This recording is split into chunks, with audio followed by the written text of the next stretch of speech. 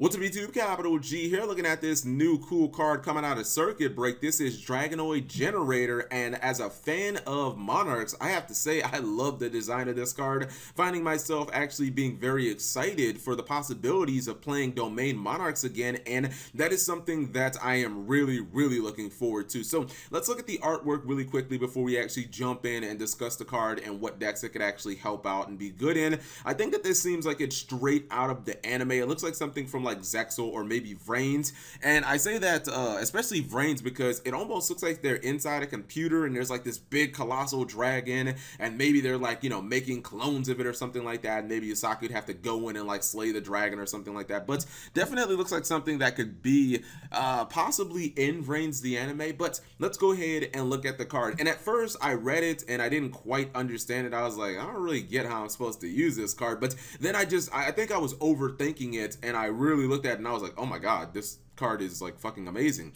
So anyways, Dragonoid Generator. It's a continuous spell card. Activate this card by paying 1,000 life points, which to me is not even an issue. When you look at Yu-Gi-Oh right now, Unending Nightmare, Cosmic Cyclone, the Solemn cards, Imperial Order, people are playing way more life points to basically do a lot less than this card, or, you know, for one-time effects. This is a continuous card that only has that one-time activation, and after that, you can pretty much just use it as much as you want. So 1,000 life points is nothing in my opinion. It says you can only use the first effect with this card's name up to twice per turn. That is really important because it means that if you have multiple copies of this card, you can have them both on the field at the same time. So it's not a dead draw if you open with a couple of copies in your hand, which is excellent because I probably would run maybe 2 copies of this.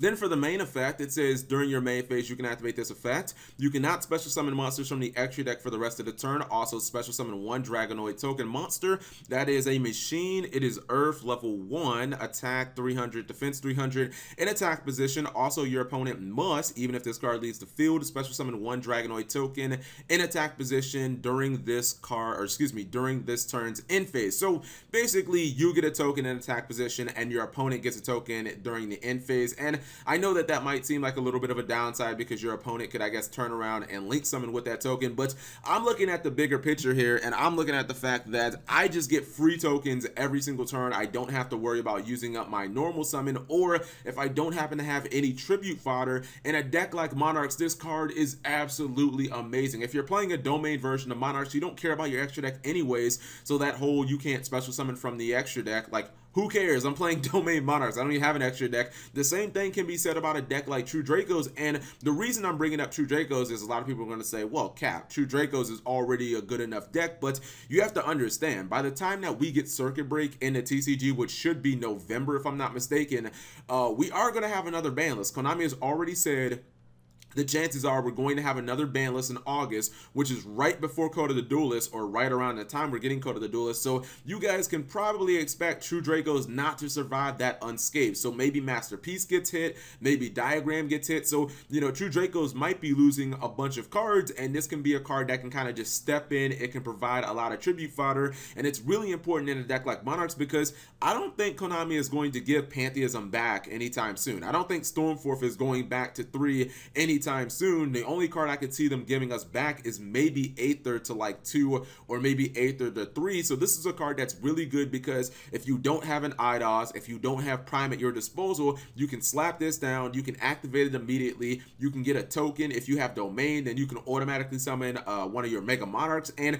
the fact that it works every single turn is amazing, and they stack. So even if you have 2 copies of this, you can just use them, you know, at the same time. So I think this card is really good, and I think that it really helps Monarchs with the grind game. And I guess I'm trying to think if there are other uses for this. I mean, I guess hypothetically, if you were playing Monarchs, you could go very old school, and you could play like enemy controller. People used to do that in like the Frog Monarch days of like Treeborn Frog and whatnot, so that could even be a possibility. Now, the machine, or the tokens are machine, and I don't really think that there's any use for that. Maybe there is. The problem is, like, even if you were playing it in a machine deck, I mean, you can't go into your extra deck, so there's no way of using like Power Bond or anything like that, any funny plays or anything of that nature. So I think that this card is definitely good. I think that you're looking at Domain Monarchs. I think that you're looking at 2 Dracos. It's a shame that I don't think you can use this in Cleaford, because if you have the scales up, Cleaford, you know, they don't allow you to special summon any monsters that aren't Cleaford monsters. I believe that goes for tokens as well. So unfortunately, you can't do that. In fact, I don't even think you can use Flying Sea and I don't even think you can summon Flying Sea and Kaijus while you have Cleaforts on the field, so that's just really unfortunate. But what do you guys think? I think this card is good, and I might start testing it with Domain Monarchs, because it's been a very long time, like over a year since I've really played that deck, and you know, I kind of need a reason to pick it up again. Anyways, let me know what you guys think. Thank you guys for watching. As always, subscribe if you have not already.